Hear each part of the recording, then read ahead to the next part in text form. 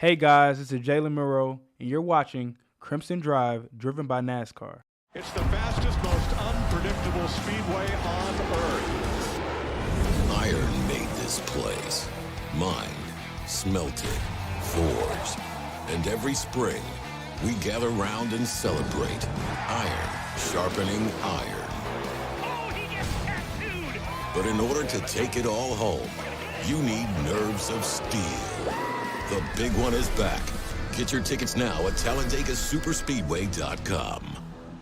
Roll Tide and welcome to this Thursday edition of Crimson Drive, driven by NASCAR. This is Roger Hoover. Good to be with you in Tuscaloosa for just a little bit longer. I got a plane to catch. College Park, Maryland coming up later this afternoon as March Madness is here for men's and women's basketball. With that in mind, we have a fully basketball show this week on Crimson Drive, driven by NASCAR. We'll start to go through what's coming up on the show, plus our headlines, thanks to our friends RJ Young. RJ Young is the official technology solutions provider of Crimson Drive. We appreciate them giving us the smart board to go through everything in a very interactive way on the show.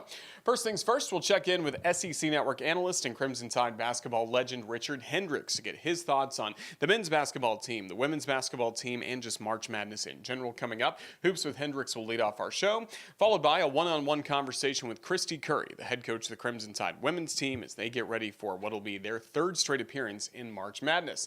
Then Nate Oats, Chris Stewart had a one-on-one with him at Hey Coach on Monday night in Baumhauer, so you'll get the very latest from Coach Oats as Alabama gets ready for the big dance starting tomorrow.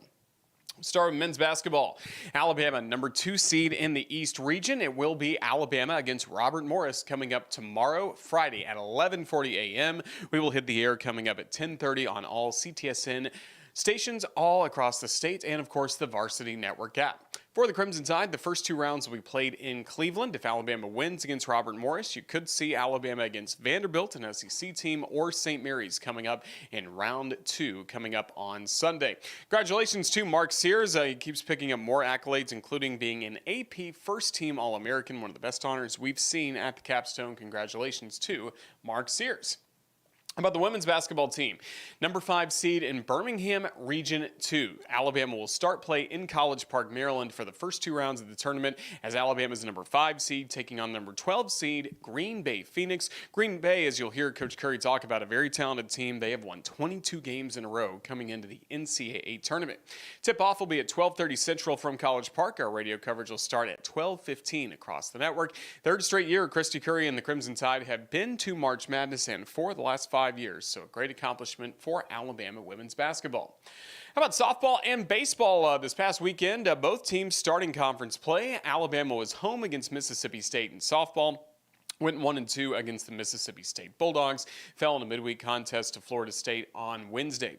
Now this weekend, they're on the road going to College Station to take on the 6th-ranked Texas A&M Aggies. Speaking of Texas A&M, the baseball teams started its play against Texas A&M this past weekend and got a sweep. Alabama ranked number 17, Texas A&M number 19. Tight games, some great late home runs on Friday by Brendan Norton and Cade Snell in the 9th inning made it 6-4 Crimson Tide. Will Hodo with a grand slam home run broke a 2-2 tie in the 9th inning on Saturday. Then Bobby Alcock was outstanding, pitching on Sunday. 7 scoreless innings. Cade Snell homered. Will Plattner drove in a run for a 2-0 victory. So good to see that for baseball, and they continued it, all the good momentum into Tuesday with a midweek win, 5-4 in 10 innings against South Alabama. Cade Snell with a walk-off home run.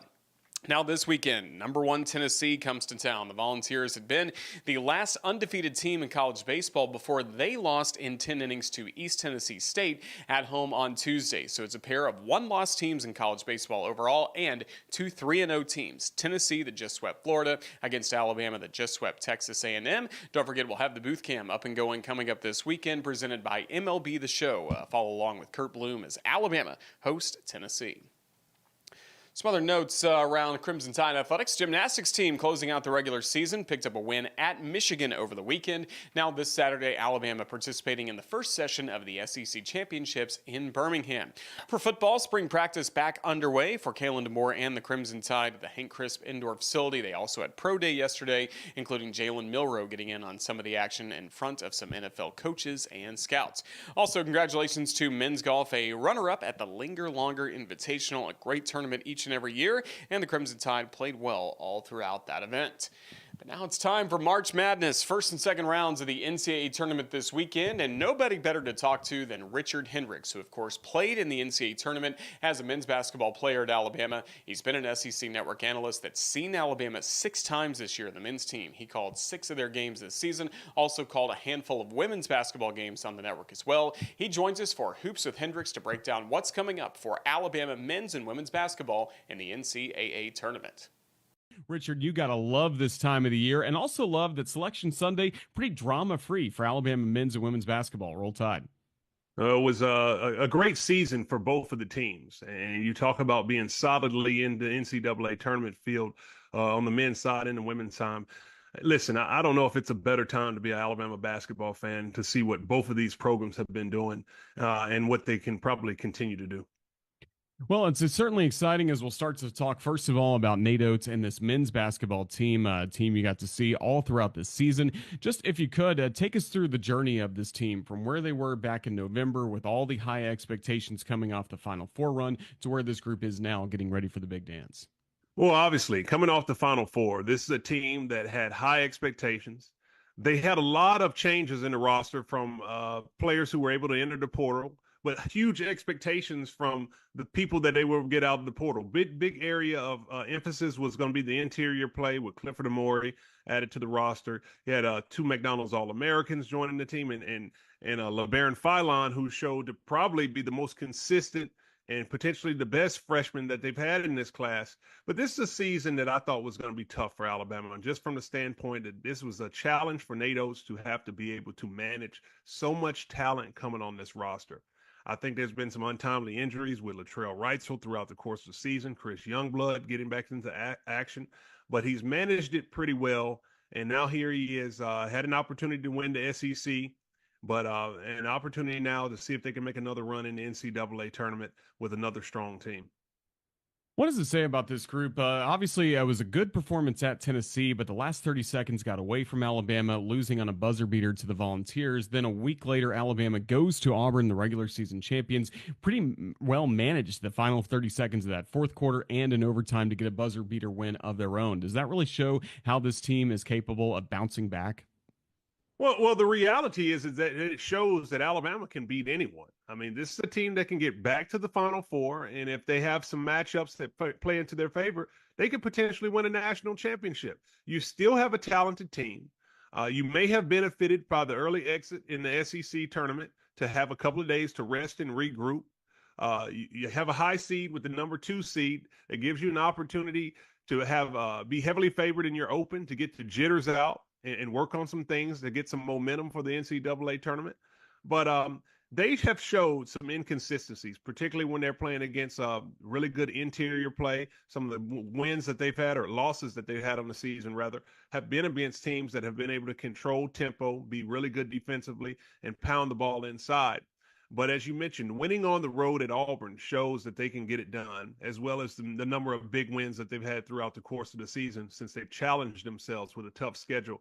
So you only can hope that Alabama brings their best effort, their best version of this team. And if they do that, I think they can find themselves fighting to get back in the Final Four. To get that win against Auburn, the ball went in the hands of Mark Sears, who was just named an AP first-team All-American for what he did this season. Just what do you make of Mark Sears and the game he has right now? And is there a lot of pressure on him getting ready for March Madness, or do you feel like he'll step up to the moment? Well, I think there's been a lot of pressure on Mark Sears all season long. When you are the preseason projected SEC Player of the Year, and I believe the National Player of the Year, and you shot last year, averaging almost 22 points a game, shooting 50% from 2, 40% from 3, and around 90% from the free throw line. The expectations are really impossible for someone to be able to come back and do better than that. I thought last year with that type of numbers, Alabama being within a game in the last couple of games of the regular season of competing to win the SEC and being a Final Four team, I thought that he should have gotten more consideration to be the SEC Player of the Year, and also should have been more considerate of an NBA draft pick. But here we are. It's been an up and down season, mainly because of the expectations. He's had some games where he's underperformed, but he's starting to hit his stride and getting confidence. Some 30-point games down the stretch, and the big finish on the road at Auburn I think you have to have your best version of Mark Sears, who's able to get downhill, hit shots at the outside. And I've been seeing some mid-range floaters, which I think will be key in the NCAA tournament. And obviously, the health of this team certainly a concern, as you noted on a moment ago. Grant Nelson going out against Florida with injury. If he's unable to go, for instance, in this first round matchup against Robert Morris, who has to step up on this Alabama team in his absence? Well, it's exactly that position. I think the power forward position is going to be the most critical slot for Alabama. Grant Nelson, when he plays his best game, he gives you a two-way performer who has versatility on the inside and outside, who can slide his feet on the perimeter, and he can also rim protect. His shot making ability from the outside is always something of a premium for Alabama if he can make shots early in the game, because now it makes the defense to respect him, which opens up driving lanes for the guards. But if he's not able to play, they're going to have to get it done by committee, and Jaron Stevenson is going to have the tournament of his life. He's really going to have to step his play up and show some maturity in that position and play to the potential that he has. If he can do that, as well as Mo Diabate bringing the same type of energy that he's been bringing consistently all season long, I look to those two guys as well as Clifford Amore, because it's going to have to happen on the interior play. Alabama is an outside shooting team, a slot driving team, getting to the basket, but it's still going to rely on the bigs playing well and hitting some shots from the outside. Crimson Tide will start playing the NCAA tournament on Friday in Cleveland. What do you make of the draw for Alabama? First of all, against Robert Morris, and then on the other side of the bracket, Alabama could, with a win, await the winner of Vanderbilt, a team they faced earlier this year, and St. Mary's. Well, you never want to overlook any team, and Robert Morris obviously will be prepared. But Alabama has been rewarded by having a strong season and a strong schedule. And when you have the 2 seed, you have to take care of business. So you can't overlook them, but moving forward, you'd have an opportunity potentially with a strong St. Mary's team if they can get past Vanderbilt. And Vanderbilt, we know what they can do, speeding up the tempo, creating turnovers, and playing a brand of basketball that allows them to stay in the game until the end. So in that matchup, that's going to be fun to watch to see what Vanderbilt and St. Mary's can do. St. Mary's will have a team that can slow it down. Machulius is a really good point guard who's really good at controlling the tempo and running that show.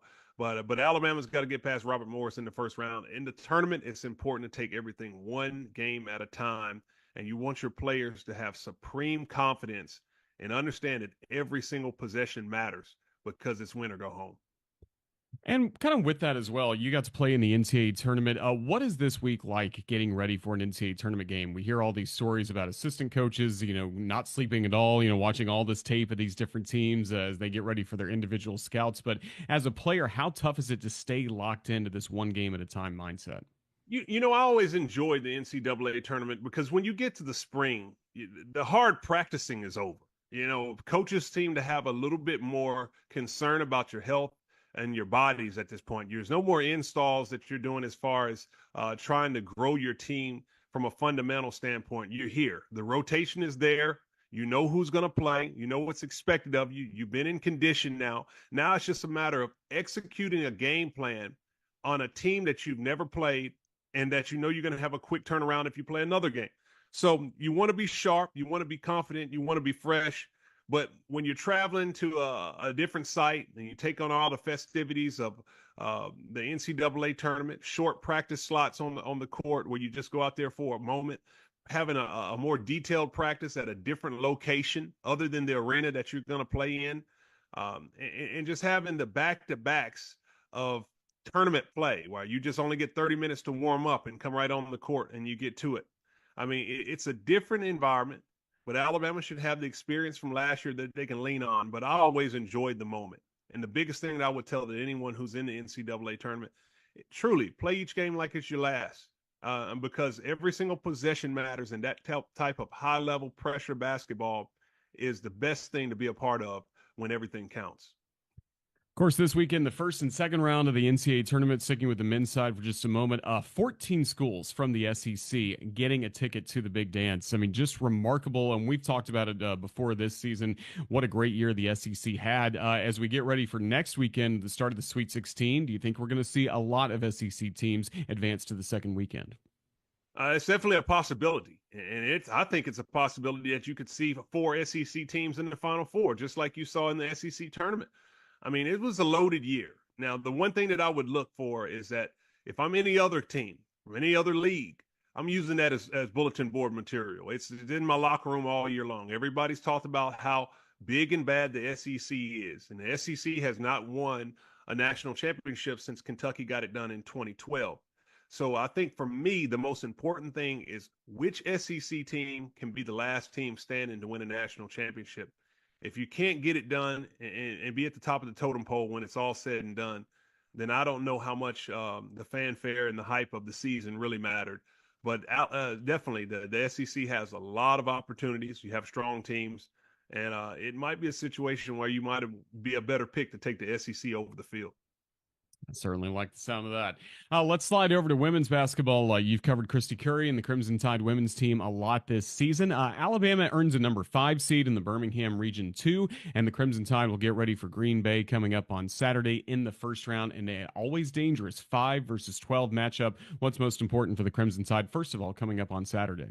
Well, first off, I got to give credit to Kristy Curry and what she was able to do this season. I thought that Vic Schaefer at Texas did a great job with the number 1 seed and being coach of the year, but I thought Kristy Curry should have had far more consideration to be the SEC coach of the year when you consider all things about what she was able to manage with her roster, with injuries, and putting her team in a situation to be competing to host the NCAA tournament game, but just didn't have the finish that they needed down the stretch. I mean, so kudos to her for what she was able to do. But within that, I think now this is a team that has to regroup.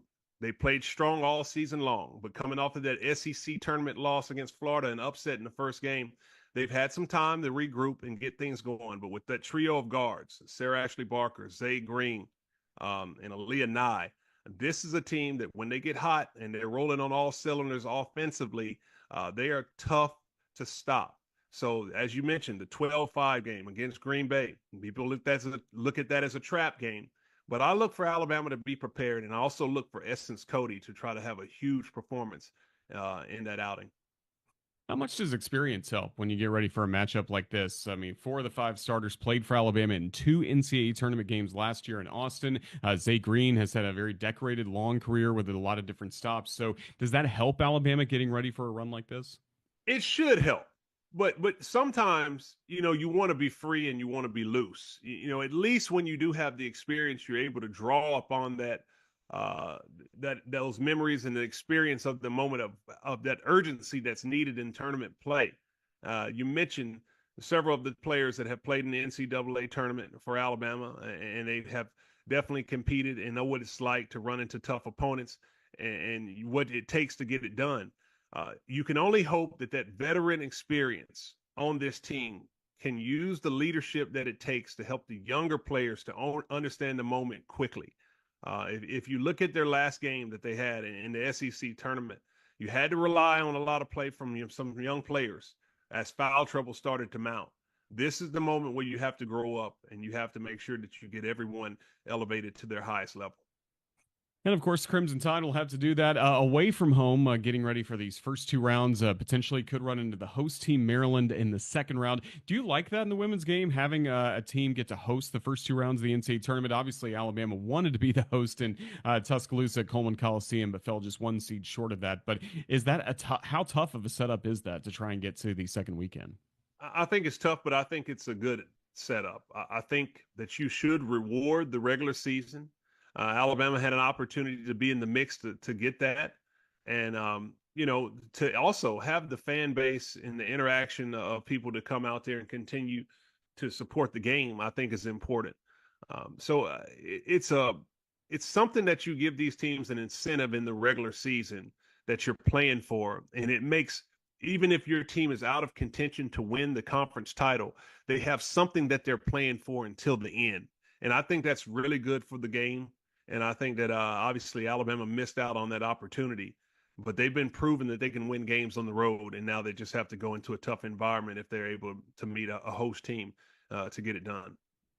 Kind of what I asked about the men's side. The women's side, some talented teams from the SEC. We saw co-champions between South Carolina and Texas.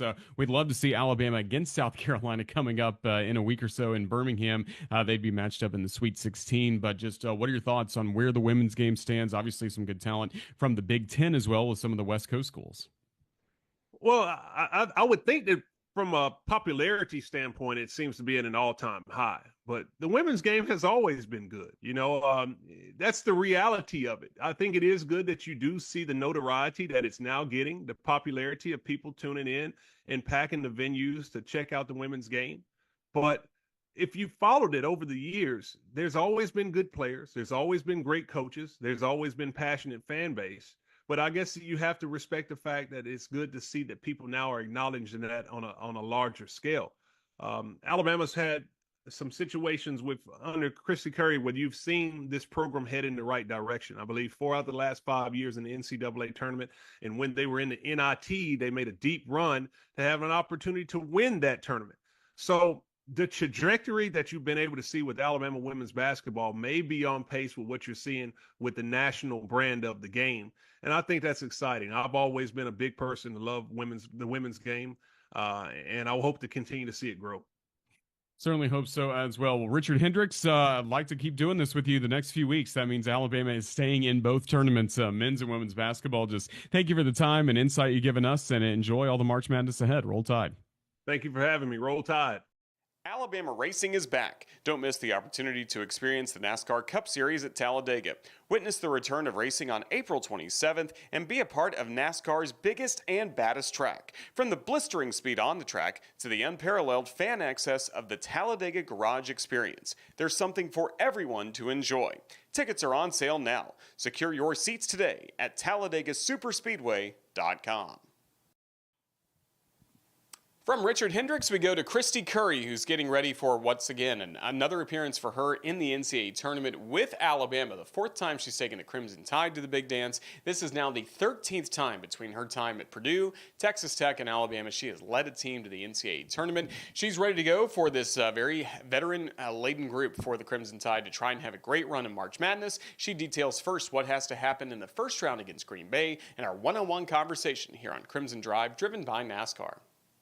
Coach, Roll Tide, it's always exciting to get to March Madness, but you got to be tremendously proud of your basketball team for the progress they've made over this year to get to this point. Roll Tide, Roger. Absolutely. Just incredibly proud of this group and, so excited for the opportunity ahead. And, they've earned every bit of it. I think yesterday was 105 practices. So the blood, sweat, and tears, they've been amazing all year. We've had a really great week. We're healthy. We look rested yet game rep. I love what we've done and how we tried to go about it. And I think we're just excited to get on that plane tomorrow and head to Maryland. Certainly ready for Alabama to play the first round opponent, Green Bay. We'll get to them in just a moment.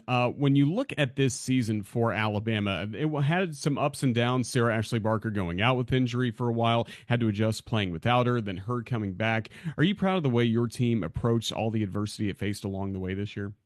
Absolutely. And I think that, we grew from it. We turned it into a positive. I think when SA went out to go 4-2 to get that win at Ole Miss, the things that, we had some areas of our program that were able to improve because they got more minutes, some more practice reps. And, I think she saw the game from a different perspective, right? Being out.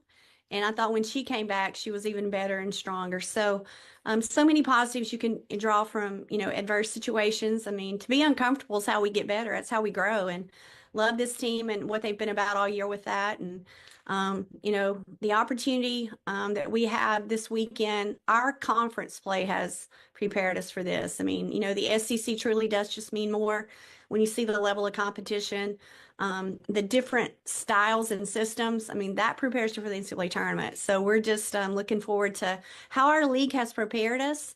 And I think it'll be a benefit for us this weekend. Last time we saw the Crimson Tide, it was the second round matchup against Florida in the SEC tournament. Tough loss, tight loss for Alabama. When you look back at that ball game on film, what stood out to you? We did not make shots, and we all know that when we make shots, we're a much improved team. We got some great shots. I mean, the ball just didn't go in, and was not disappointed in our effort. We did some really good things. We've beaten them 2 times before at Florida and at home, and it's the old adage, it's hard to beat someone 3 times in 1 year. I'm not sure, other than we turned the page quickly. I mean, we taught from that in our next practice, but we focused on how can we get better. And whether it's the Florida loss or whether it was the Ole Miss win or whatever, our team went through in conference play, we just continued to teach. And I think, that's what, we love teaching and growing and learning and how can we be better than we were the day before. And that's how we approach the Florida loss. And I feel like we've an improved basketball team. And learn from a loss, absolutely. Can learn from a win too. So we try to approach both the same. We stay consistent. Yeah, you mentioned turning the page for this team. There is the interesting layoff between the SEC tournament and the start of the NCAA tournament. What's been the energy level in practice over the last week and getting ready for what's coming up this weekend? Well, we took some rest, but we also have taken practice and really worked hard with our strength coach, Kevin, on, making sure our game like reps, making sure our polar readings are consistent, make sure that we're on an ascension this week up until game day on Saturday at 12:30, and how we've approached that throughout the SEC season with our Thursday, Sundays. So really have a lot of faith and trust in how we utilize our technology and how we plan our practices. There is a science to it. I mean, we believe in the numbers, and we also believe in a feel for people and what this team has needed last week with spring break compared to what it needs game week. And how we've gone about it, from our recovery to our nutrition to our rest, our hydration to our film time to our scouting time and our execution on the floor. We're happy to have our practice guys back. I'll say that. Our practice guys coming back from spring break, not having them a week ago. It's been really nice to have them back and be able to put them in some real life situations with our gray team, Crimson team, not focused on being Green Bay. Now we can really have our practice players focus on being Green Bay. Selection Sunday was a lot of fun, I know, for you at Coleman Coliseum with the watch party. So you see Alabama across the screen, then you see, most importantly, Green Bay as the next opponent. Just how quickly did your staff get organized for you all to get some film on the Phoenix and start getting prepared for this first matchup from the jump? Well, after we left the SEC tournament, I'm a basketball junkie. And Kelly and I, it's either men's basketball or it's women's basketball. So any game that was on, our TVs are just going crazy at home. I had a chance to watch the Horizon League final because they were playing IPFW. And then, so it's funny, I watched the entire game. And, as you watch games throughout the weekend, you're going, oh, well, we may draw them, or hey, we may draw them, or hey, we may do this, that. Had a chance to watch some former assistants that were playing in their conference tournaments. So that's a lot of fun to cheer them on. But constantly was watching women's games and thankful for the technology and what that gives us right now. So I had a chance to watch Green Bay, but now I think I've watched 9 different games, from early in the year to late in the year. Feel really good. Coach Kelly's got the scout. We feel really good about our game plan and the things that we want to do and the things that we need to do to be the best version of ourselves against them. For our fans who maybe haven't watched them so far this year, how would you describe their style of play and what they can do when they're playing well? Well, they're so well coached. I think the thing that impresses me the most is that they have, 7 fifth-year players and 1 redshirt junior. So you've got 8 players in their top 8 that have been in their system, for 5 years, 7 of them, and 4 years, 1 of them. And, when you look at the tradition and history of that program, I feel like she's one of the best young coaches in the country. She played there. She understands the strengths. And she has come in seamlessly in 1 year and done a phenomenal job. And they've won 22 straight. They're 29-5. They were 19-1 in the league. So they don't make a lot of mistakes because they understand the system and they understand each other's strengths and weaknesses. And so it's a very well coached, well seasoned basketball team. And so it's going to be really important that we go out and execute the game plan and do some things that we know we need to do to be successful. Well, I know it's tough for Alabama not to be hosting the first and second rounds of the NCAA tournament in Tuscaloosa, but you have to like the way your team has approached road games so far this season, especially with the carrot kind of dangling out there that 2 wins and you get to come back to Alabama to play in Birmingham for the Sweet 16 and the Elite 8. Absolutely. We have been really, really good on the road this season. I love how our team has taken those, from our hotel experiences to our pregame meals to our routine, our focus, our walkthroughs. So when you're going on the road, you feel really confident in this group because they've been, we're seasoned too, we're experienced too, we understand what it takes, and we've gone into some of the most hostile environments in the country. That's what the SEC does, home and away, is prepare you. And, I've asked, hey, are you upset about not hosting? Listen, our kids did a phenomenal job. I think we had a 17 net. Our strength of schedule was incredible. All the things that we did in the non-con, we did everything that you're supposed to do. And then in the SEC, I feel like we did everything that we're supposed to do. But at the end of the day, you can control the controllables. I've seen so much complaining across the country, Man, I'm not a complainer. We're going to make the most of what we do have. We're excited to go on the road because, again, we have a lot of confidence in this team, home or away. And it's the time of year where you go get the job done. You know, we want to leave every stone unturned. You know, we want to leave the tank empty. And that's what our focus is leave nothing on the table, right? And so whatever the situation was going to be for us, home or away, we feel blessed and we're excited and we embrace that. And we went to Texas a year ago, beat a really good Florida State team, lost a close game to Texas. This team has been through that. So we know what it's like on the road this time of year. And we're going to draw from those experiences. And how do we take another step forward? You know, getting back to Birmingham, it would be incredibly special for our program, for girls basketball in the state of Alabama, across this region. Sarah Ashley won 2 state championships in that building. There's nobody that's more hungry than she is to get back to that building, I can promise you.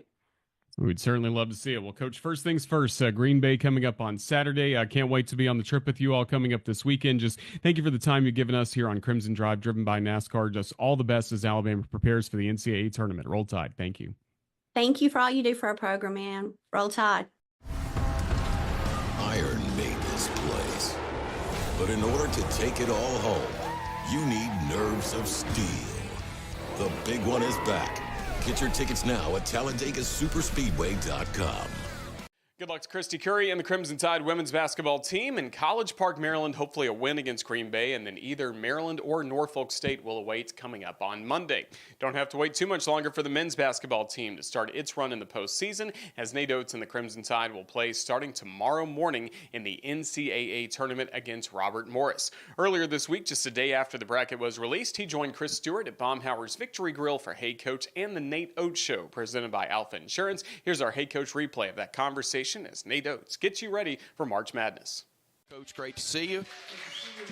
Congratulations again on another NCAA tournament berth. I know it's not something that you take for granted, even though it is a regular occurrence for you.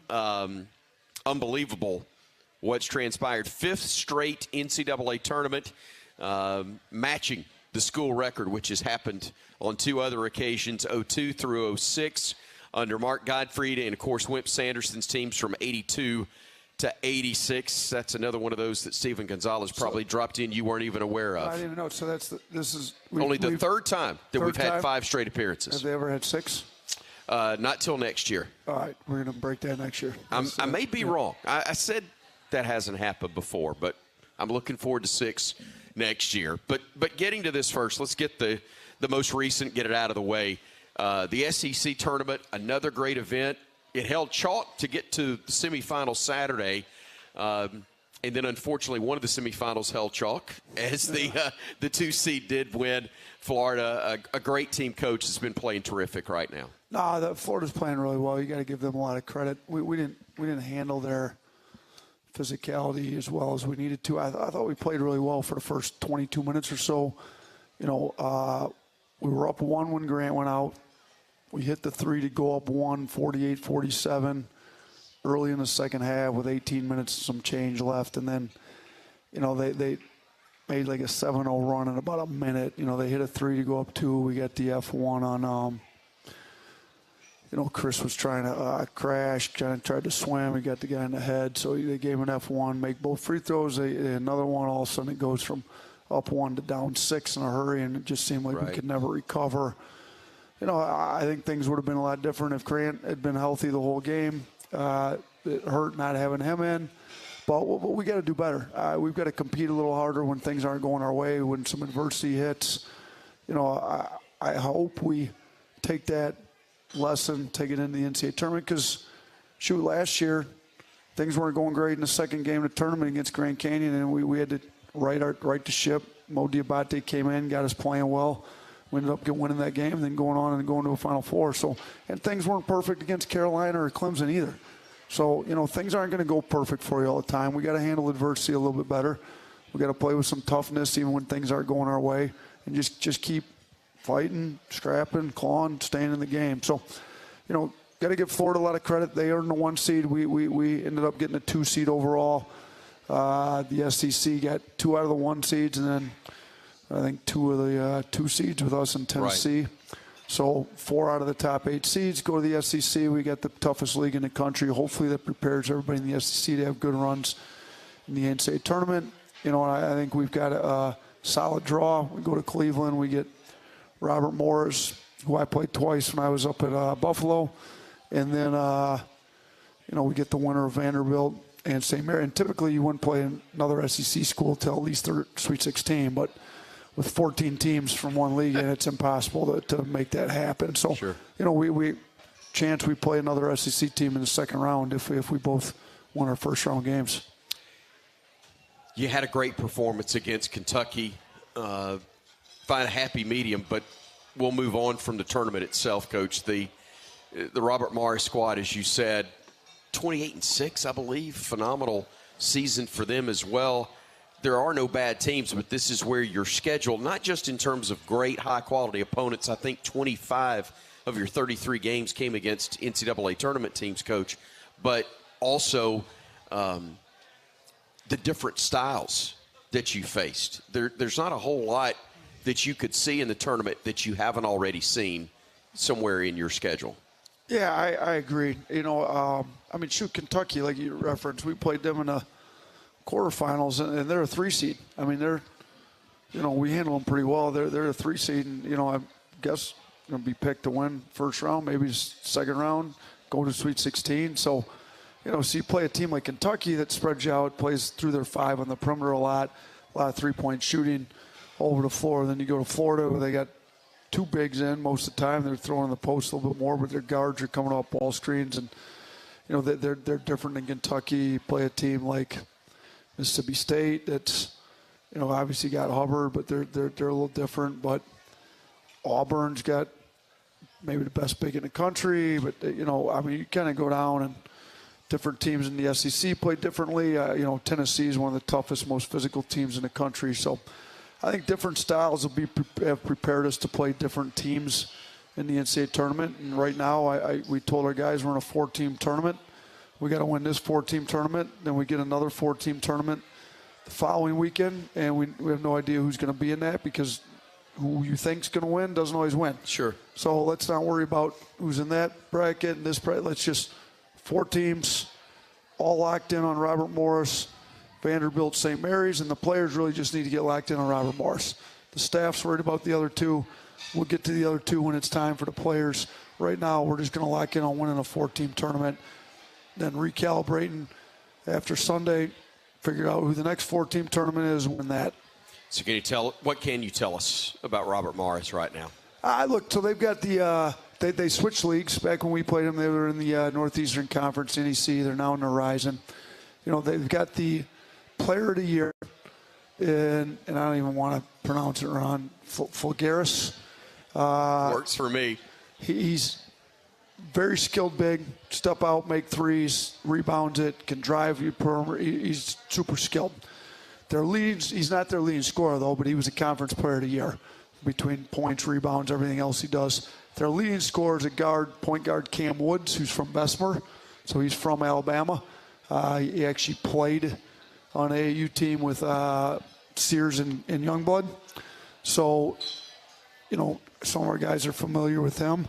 And then they've also got the Defensive Player of the Year in the league. He's super athletic, kind of plays more like a 4 for him. So they've got the and his name's slipping me right now. If you gave me and I'm trying to find it too, Coach. I'm sorry. He's number 3, and I don't know why I don't have his name down. But number 3, he's their Defensive Player of the Year in the league. Super athletic, kind of plays more like the 4 for him. So they've got scoring, rebounding between Cam Woods, Fulgaris. They got defensive presence, athleticism with Defensive Player of the Year. They play extremely hard. And, you know, I don't think they're going to be scared of us because they've won a lot of games this year. But, you know, we've got them, and we're going to have to play well to beat them. I mean, there's certainly been 15 over 2s throughout the course of the tournament, and we got to make sure we take care of business there. All right, we got limited time with you, so I'll make sure Pee Wee gets to say hello to you. Pee Wee, go ahead with Coach. Hey, Coach, how are you, sir? Doing good, Pee Wee. How you doing? I'm doing well. I'll make this real quick. Just if you had to pick a player or players that you wanted to see the most improvement or consistency entering this tournament, who would that be? It's a good question. Going into the last tournament, I think somebody asked me a similar question. I said, or who the X factors were. I think I said Jaron Stevenson. We got great play out of him. I thought he's played as good as he has all year. And Mo Diabate, I thought he was pretty good too. So those two we've got headed the right direction. Honestly, from where the SEC tournament was to going into the NCAA tournament, I'd probably say Cliff. And I think Cliff's capable of a lot more, and he knows it, and he wants to bring it for us. I think he can be the most dominant big in the country when he's locked in. He had that Kentucky game. He had 16 rebounds. So, and he's a great kid, and he's played in a lot of college basketball games. We need him to be better for us. He'd be one. And then, maybe Mark, as much as you hate to say it. Mark's been really good for us. But, you saw what he's capable of throughout a lot of different games this year, and you see what's he capable of during the NCAA tournament last year. We know how good he can be, and kind of those two are, Mark's our best offensive player. Cliff needs to be anchoring the defense, so we need the two of them both to be at an elite level for us going through this tournament, and the two of them kind of combined can really carry this team as far as it's going to go. And obviously it'd be nice to have Grant playing like he did in the first half against Florida. We need to get him healthy. Not sure he'll be ready by Friday. We're hoping at a minimum he'd be ready by Sunday, and with the possibility of maybe Friday. But I thought he played pretty well. We dodged one. It wasn't anything too serious with his knee, but for sure will be questionable for that first game Friday. Thank you for the call, Pee Wee. Coach, the assist to Tom Stipe, Marion Dickerson is the 6'7", 185-pound junior that you're talking about on defense. Yes, that is him. And he's a Cleveland native, too. He'll be going to his hometown to play. Yeah, I didn't realize that. He's really good, though. He super athletic, moves well, can guard kind of 1 through 5. Yeah, Dickerson's his name for sure. So good work, Tom. Nice job.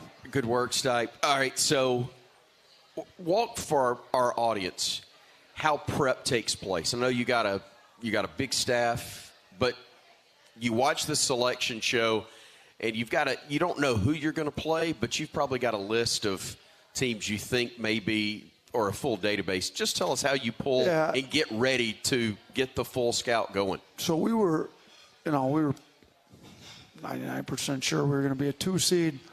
So you've got all the bracketologists out there. We basically had already gone through and looked at who all the 15 seeds were, the possibilities, the 8 to 10 teams.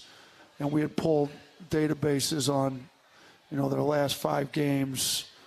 Actually more than that for the guys that are watching it, but for me, it's like the last 5. Then I've got a whole database I go through on all their different stuff, pick and roll defense, underneath out of bound defense, all these different things. So they had the games, databases all pulled for all these teams. As soon as it's announced who we have all that stuff ready to roll. So we've got 3 different assistants that help Coach Adams with the defense. It was ironic that on the other side of this 4-team bracket, Vanderbilt was one of them. So Ben Potts had already had the Vanderbilt scout during Vanderbilt, so he kept Vanderbilt. Brady Goka and Christian Pino split the other one. So Christian took the first one, Robert Morris. Brady took St. Mary's, so they all went in and dove all in all Sunday evening, late into Sunday night. So we had a pretty full scout on all 3 teams by the time we reconvened this morning. This morning we got together, made sure there was nothing too out of the ordinary. Do we need to walk through, do anything today on one of the other 2 teams just to hit it a little bit, because we're going to give them tomorrow off. I think the most important thing we can do is be fresh.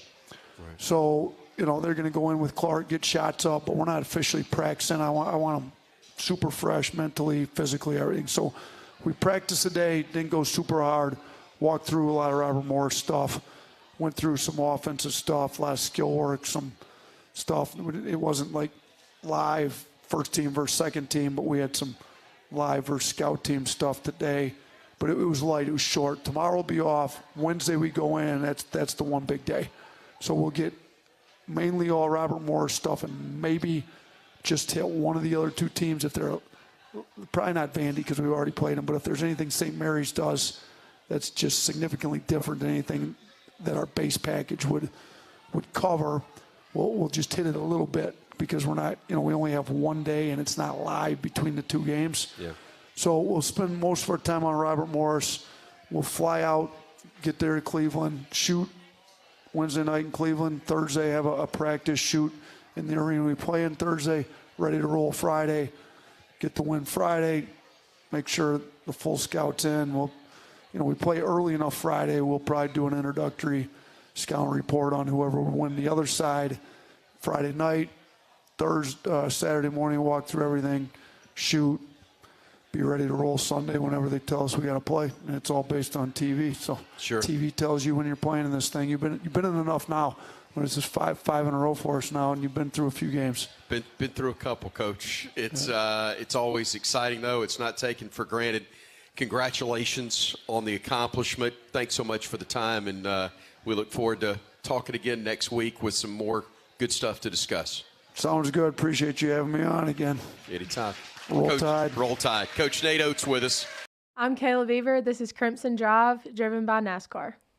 There is nothing like Sweet Home Talladega. Don't miss out on NASCAR's return to Talladega Superspeedway on April 27th for the Jack Links 500. This is more than racing. This is Talladega. Purchase your tickets today at TalladegaSuperspeedway.com.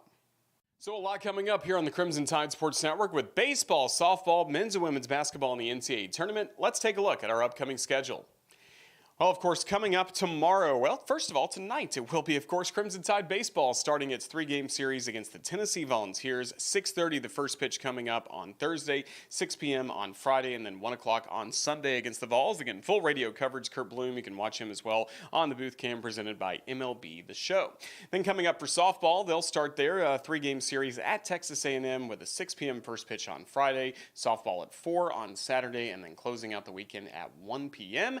Of course, the first event coming up tomorrow, in addition to keeping an eye on Tide TV this week, will be men's basketball. Alabama against Robert Morris. Our airtime across the network will be 10:30 a.m. for Alabama's first round game in the NCAA tournament. And then with the win, the game time would be announced and the opponent still to be determined, Vanderbilt or St. Mary's, coming up at some point on Sunday. For the women's basketball team, they will start play in the NCAA tournament on Saturday. It'll be Alabama against Green Bay. 12:15 will be our airtime across the network. And then if Alabama advances, they would play on Monday at the NCAA tournament against either Maryland or Norfolk State, still in College Park, Maryland. We do know that we'll have another edition of Hey Coach and the Nate Oats Show coming up Monday night, coming up at 6 p.m. at Baumhauer's Victory Grill in Tuscaloosa, hopefully talking about more wins for the Crimson Tide and another trip to the Sweet 16. You can catch everything going on with Alabama athletics at UA_CTSN. Make sure you follow us for the very latest, again, at UA_CTSN. It's going to wrap up this busy Thursday edition, a March Madness edition of Crimson Drive, driven by NASCAR. Huge thank you to our guests, Richard Hendrix at the top of the show, and then Kristy Curry and Nate Oats for their time as well. Thanks to Ethan Carabin, our video producer, that put the entire show together for you on this Thursday afternoon. For everybody at the Crimson Tide Sports Network, I'm Roger Hoover saying thanks again for watching Crimson Drive, driven by NASCAR. Let's enjoy the madness and roll Tide.